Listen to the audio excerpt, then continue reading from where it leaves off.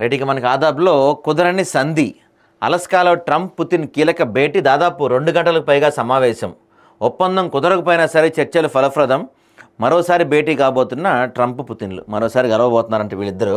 యాక్చువల్గా to be honest, నిన్నైతే Trump ఏమాత్రం ప్రభావం చూపలేకపోయాడు పుతిన్. కనీసం సీజ్ ఫైర్ అనే అంశం కూడా తేలేకపోయాడు పుతిన్ దగ్గర. ట్రంప్ కొంత పుతిన్నే గెలిచినట్టు చెప్పాలి నిన్న జరిగిన మీటింగ్లో మొత్తం మీద. రైట్, ఇక ఆగని వానలు, వాగులు వంకలు ఉధృతంగా ప్రవహిస్తుండగా జలమయం అవుతున్న లోతట్టు ప్రాంతాలు. ఈ వర్షాలు మనకి వరమా శాపమా? ప్రస్తుతానికైతే శాపనానే కనపడుతుంది సిటీస్లో అయితే. ఇక లాపతా ఓట్, నిమిషం నిడివితో ఎక్స్లో ఒక వీడియో పోస్ట్ చేశారు ఆయన. వాళ్ళ నుంచి బీహార్లో ఓట్ అధికార యాత్ర చేయబోతున్నారు. సెప్టెంబర్ 1 వరకు బీహార్ మొత్తం యాత్ర చేయబోతున్నారు రాహుల్ గాంధీ. సో దానికి కౌంటర్గా అసలు రాహుల్ గాంధీ ఇప్పటివరకు చేసిన ఆరోపణలు మొత్తం కూడా కౌంటర్ ఈరోజు మధ్యాహ్నం 2 ఇప్పుడు ఈసీ ప్రెస్ మీట్ పెట్టి మొత్తం దాని గురించి డీటెయిల్గా చెప్పబోతుందంట. ఇక ఉగ్ర కదలికలు జరిగాయంటే ఇక్కడ మన ధర్మవరం నూర్ మొహమ్మద్ షేక్ అరెస్ట్. ధర్మవరంలో జైషే మహమ్మద్తో ఉగ్రవాదుల లింక్, అరెస్ట్ చేసి జైలుకు తరలించిన పోలీసులు.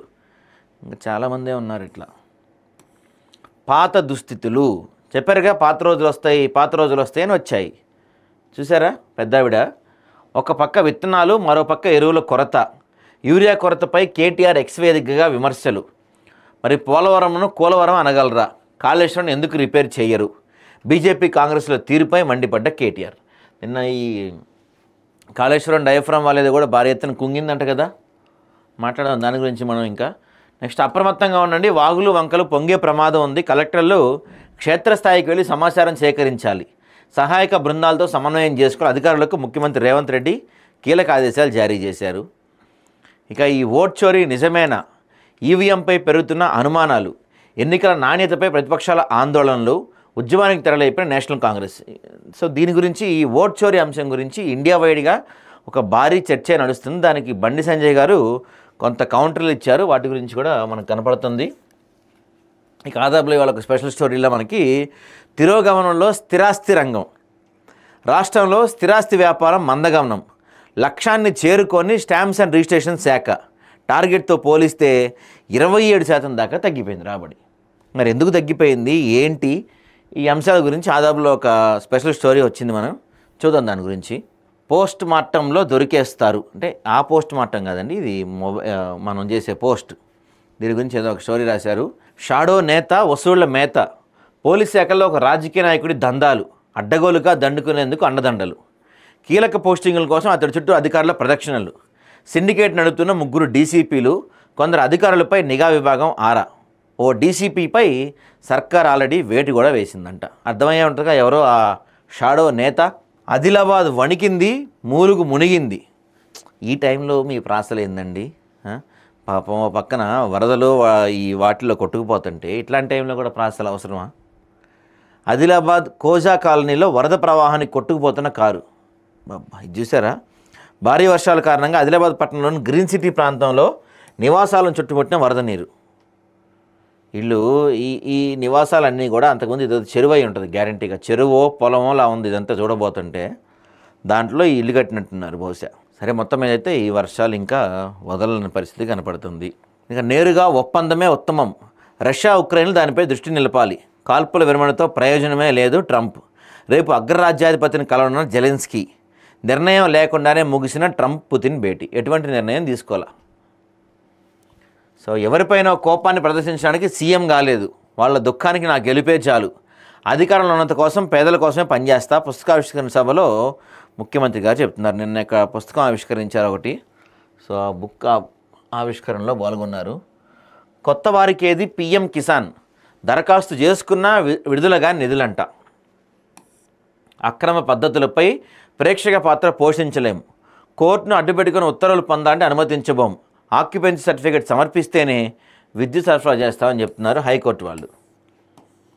ఇక రాష్ట్రపతి గవర్నర్లకు గడువు విధించడం తగదు, అది అధికార పరిధిలోకి చొరబట్టమే, కోర్టులు రాజ్యాంగాన్ని సవరించలేవు, సుప్రీంకోర్టుకు కేంద్రం స్పష్టీకరణ. ఆంధ్రజ్యోతిలో రాధాకృష్ణ గారి వాళ్ళు రాశారు. పులివెందులో పులి అంట పిల్లి శాపనార్థాలు పెడుతుందంట. దీని గురించి ఏదో రాశారు కొత్త పలుకుల్లో.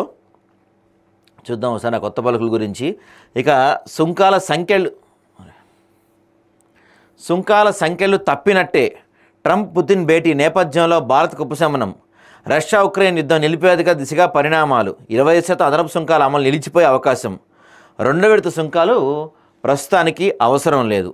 పుతిన్తో భేటీ సానుకూలంగా జరిగిందని చెప్తున్నారు, కానీ అంత సానుకూలంగా జరగలేదంట. మరి టీవీలు పేపర్లు వేల కోట్లున్నా సరే ఉద్యమకారులేనట. నిజమైన ఉద్యమకారులు ఎవరు చెప్పుకోరు. నేను ఎవరిని శత్రువుగా చూడటం లేదు, నాకు శత్రువులు కావాలన్నా ఒక స్థాయి ఉండాలి, నా కోపాన్ని ప్రదర్శించుకోవడానికి సీఎం కాలేదు, అలా వినియోగిస్తే నాకంటే మూర్ఖులు ఉండరు అని చెప్పి నేను మాట్లాడారు. ఇక్కడ చూడండి, విడువని వాన.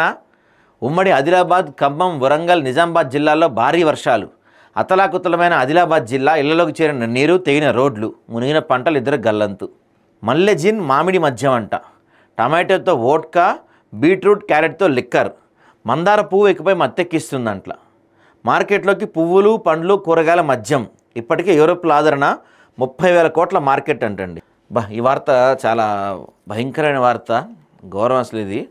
రాష్ట్రంలో, తెలంగాణ రాష్ట్రంలో గంటకి 2 అబార్షన్లు అవుతున్నాయి అంటండి. గంటకి 2. 5 ఏళ్లలో 917.68, అంటే రౌండ్ ఫిగర్ 1000 వేసేసుకోండి మీరు. 5 ఏళ్లలో 1000% పెరిగినాయంట అబార్షన్లు. 1000%. అంటే ఎంత దారుణమో చూసారా అసలు ఇది. దేశంలోనే టాప్లో ఉన్నామంట మనం ఈ అబార్షన్స్లో. పెళ్ళైన వెంటనే గర్భం వస్తే వద్దనుకుంటున్న పలువురు దంపతులు. పిండంలో లోపాలు ఉంటే గర్భ విచ్ఛిత్తికి మొగ్గు చూపుతున్న వైనం. అబార్షన్స్ బాగా పెరిగిపోయాయి. గంటకి 2 అంటే దారుణం కదా అసలు ఈ సంఖ్య. దిశలో కూడా దీని గురించే కనపడుతుంది మనకి. భారత్పై అదనపు సుంకాలు లేవు. ఆ దేశం నుంచి రష్యా చమురు కొనడం లేదు. పుతిన్తో భేటీ అనంతరం ట్రంప్ కామెంట్. చర్చలే పురోగతికి మార్గం. ట్రంప్ పుతిన్ భేటీ ప్రశంసనీయమని చెప్పి ఇండియా చెప్తుంది. సీజ్ ఫైర్ కన్నా పీస్ అగ్రిమెంట్ ఏదో చేసుకోబోతున్నారంట వీళ్ళు. ఇక ఉద్యమకారులను చెప్పుకునే వారికి 1000 కోట్లు. టీవీలు, ఛానళ్ళు, పేపర్లు, ఫామ్ హౌస్లు సైతం ఉన్నవాళ్ళు ఉద్యమకారులు ఎట్లా అవుతారని చెప్పి ఆయన చెప్తున్నారు. ఇక ముదురుతున్న గో బ్యాక్ మార్వాడి. సోషల్ మీడియాలో వైరల్గా మారిన ఇష్యూ. 18న రంగారెడ్డి జిల్లా అమన్గల్లో వ్యాపారుల బంద్. మార్వాడీలకు మద్దతుగా బీజేపీ, కాంగ్రెస్ నేతల వ్యాఖ్యలు. రోహింగ్యాలకు వ్యతిరేకంగా ఉద్యమిస్తామంటున్న మరో వర్గం. దీని గురించి మాట్లాడదాం మనం. ఈ మార్వాడీ అంశం గురించి డీటెయిల్డ్గా డిస్కస్ చేద్దాం. Private medical PG not easy. నిబంధనలతో తెలంగాణ విద్యార్థులకు అన్యాయం. 50% ఆల్ ఇండియా కోటాతో నష్టం. మిగతా 50%లో మాత్రమే స్థానికులకు అవకాశం కల్పించబోతున్నారంట. పట్టించుకొని కాలోజీ హెల్త్ యూనివర్సిటీ. ప్రభాత వెలుగులో కీలకంగా ఆపరేషన్ సక్సెస్ పేషెంట్ డైరెక్టర్ రాశారు వీళ్ళు. భేటీ సక్సెస్ కానీ కుదరని డీల్. ఉక్రెయిన్ యుద్ధంపై అలస్కాలో ట్రంప్, పుతిన్ చర్చలు బాగా జరిగాయని ఇరు నేతల ప్రకటన. యుద్ధం ఆపేందుకు సిద్ధంగా ఉన్నామన్న రష్యా అధ్యక్షుడు. సిద్ధంగా ఉన్నామని ఎక్కడ చెప్పలేదనుకుంటా ఇంకా ఆయన. వణికిస్తున్న వైరల్ ఫీవర్స్. పెరుగుతున్న డెంగ్యూ, మలేరియా, టైఫాయిడ్ కేసులు. వర్షాలు, వాతావరణ మార్పులతో విస్తరిస్తున్న జ్వరాలు. ఈ వర్షాలు, వరదల వల్ల మనకి ఈ సీజనల్ వ్యాధులు ఎక్కువైపోతాయండి బాగా. ముఖ్యంగా ఈ డెంగ్యూ, టైఫాయిడ్ రెడీగా ఉంటాయి. జాగ్రత్తగా ఉండాలి జనం అంతా కొంచెం. ఉత్తర తెలంగాణలో దంచి కొడుతున్న వర్షాలు. ఉప్పొంగి ప్రవహిస్తున్న ఒర్రెలు, వాగులు. ఫుల్ వర్షాలు, మొత్తం వరదలు నడుస్తున్నాయి ఎక్కడ చూసినా. మొన్న ఖజానాలో పెద్ద ఎత్తున ఈ దోపిడీ జరిగింది కదా, సో వాళ్ళు దొరికారంట. 2 అరెస్ట్ పరాలు, మరో 5 బంగారు పోత పూసిన 900 గ్రాముల వెండి ఆభరణాలు కూడా స్వాధీనం చేసుకున్నారంట వీళ్ళని. స్వేచ్ఛలో కమ్మేసిన ముసురు. జనజీవనం అస్తవ్యస్తం. బంగాళాఖాతంలో అల్పీడనం అనుబంధంగా ఉపరితల ఆవర్తనం. తెలంగాణలో విస్తారంగా వర్షాలు పడుతున్నాయి అని చెప్పి రాశారు. ఇక ఈ మార్వాడి గోబ్యాక్ గోల. రేపు అమన్గల్ బంద్కు పిలుపు. తెలంగాణ ఉద్యమాన్ని గుర్తు చేస్తున్న లోకల్ వ్యాపారులు. ఆనాడు ఆంధ్ర పెత్తందారులపై తిరగబడ్డాం, ఇప్పుడు మార్వాడిని తరిమేద్దామని పిలుపు. రాజకీయ రంగు పులుముకుంటున్న వివాదం. మార్వాడీలకు మద్దతు ఇస్తున్న బీజేపీ నేతలు. వారిని వెళ్ళగొట్టే హక్కు ఎవరికీ లేదన్న పీసీసీ చీఫ్. ఈ ఉద్యమం వెనకాల ఒక కీలక నేత ఉన్నారండి. ఈ యొక్క ఇష్యూ ఏదైతే ఈ మార్వాడి అంశం గొడవ ఏదైతే జరుగుతుందో దాని వెనకాల ఒక కీలక నేత తన స్వార్థం కోసం రేపిన మంట ఇది. అదేదో చెప్తా, డీటెయిల్గా డిస్కస్ చేద్దాం, దాని గురించి మాట్లాడదాం మనం. ఇదిగో పిల్లల ఇప్పుడే వద్దు. రాష్ట్రంలో ఒక్క ఏడాది 16,000 అబార్షన్లు. నగర ప్రజల్లో డిఫరెంట్ ఒపీనియన్. లేట్ ప్రెగ్నెన్సీ కోసం అబార్షన్లు, కుటుంబ నియంత్రణ ఆపరేషన్లు ఆలస్యమో కారణమే. పోషణ భారంతో మరికొందరు. కేంద్ర ఆరోగ్య శాఖ సర్వేలో సంచలన విషయాలు వెల్లడైనాయంట. ఇక్కడ చూడండి, ఎవడో కోరిక తీరుస్తావా కథం చేయమంటావా. ఇల్లాలని బెదిరించిన హెడ్ కానిస్టేబుల్. పోలీసులకు ఫిర్యాదు చేసిన బాధితురాలు. ఏం చేయాలండి ఇట్లాంటి వాళ్ళని? ఆ వృత్తిలో ఉంటూ వాళ్ళు. కాంగ్రెస్ కిరాక్ స్ట్రాటజీ అంట. జూబ్లీ హిల్స్లో కులాల వారీగా గ్రూప్ మీటింగ్స్. సామాజిక వర్గానికి ఒక మంత్రి చొప్పున ఇన్ఛార్జి బాధ్యతలు. మంత్రి తుమ్మల, పొన్నం, వివేక్ మానిటరింగ్. ఉప ఎన్నికలను టాస్క్గా తీసుకున్న సర్కార్. అభ్యర్థి ప్రకటించుకున్న క్షేత్రస్థాయిలో ప్రచారం. ప్రజల మద్దతు కూడగడుతున్న సర్కార్. అసలు అభ్యర్థి ఎవరో చెప్తే కదా మీరు మద్దతు తర్వాత విషయం. బీజేపీలో కొత్త గలాట. హైదరాబాద్ చుట్టుపక్కల జిల్లాల్లో ఇన్ఛార్జి పోస్టులు రద్దయ్యే ఛాన్స్. పార్టీ పేరిట సొంత వ్యాపారాల్లో పలువురు నిమగ్నం. పార్టీ ప్రయోజనాలు పణంగా పెడుతున్నారని విమర్శలు. వ్యాపారం కోసం నచ్చిన జిల్లాలకు ఇన్ఛార్జిగా బాధ్యతలు. అధ్యక్షుడికి అందిన రహస్య నివేదిక అంట. మెల్లగా రామచంద్రరావు గారు గ్రౌండ్ లెవెల్లో బాగానే పాగతుకుపోతున్నారండి. గ్రౌండ్ లెవెల్లో బాగానే పనిచేస్తున్నారు ఆయన. ఇక అటవీ నిధుల్లో కేంద్రం కోత. అధికారుల నిర్లక్ష్యంతో 3 ఏళ్లుగా నిధుల కట్. 5 ఏళ్లలో రాష్ట్రానికి ఐడబ్ల్యూహెచ్ పథకం కింద 47.38 కోట్లే వచ్చినాయి అంటండి. అందులో ఈ అటవీ నిధులు ఏదైతే కేంద్రం నుంచి రావాల్సిందో అవి కూడా వాటి విషయంలో కూడా తెలంగాణకి అన్యాయం జరుగుతుందట. నమస్తే తెలంగాణలో ఇవాళ ఈ ఆర్టికల్ గురించే ప్రధానంగా రాశారు. నిజంగా ఇది మాడాల్సిన అంశమే అండి. చూడండి ఎంత దూరం క్యూ ఉందో. ఇక్కడ కనిపిస్తుంది ఎన్నికల్లో ఓట్లు వేసేందుకు కట్టిన క్యూ కాదు. శ్రావణ శనివారం సందర్భంగా దైవదర్శనం కట్టిన క్యూ అసలే కాదు. ఒక బస్తా యూరియా కోసం తిండి తిప్పలు మాని వానకు తడుస్తూ రోడ్డు పొడవున రైతుల నిరీక్షణ. భారీ వర్షం పడుతున్న మహబూబాద్ జిల్లా గూడూరులో ఎరువుల కోసం సొసైటీ కార్యాలయం ముందు శనివారం తెల్లవారుజామున 3 గంటల నుంచి అన్నదాతలు ఇలా బారులు తీరారు. అబ్బబ్బబ్బబ్బా. ఎరువు కరువు, రైతన్నకు దిక్కెవరు. యూరియా సరఫరాలో సర్కారు ఫెయిల్ అయిందంట. నిజంగానే ఫెయిల్ అయింది. అది అయితే 100% డౌట్ లేదు. ఎన్డీఎస్సీ ఎక్కడున్నావు. మళ్ళీ కుంగిన పోలవరం కాఫర్ డ్యామ్. 10 అడుగుల వెడల్పు 8 అడుగుల లోతులో డ్యామేజ్.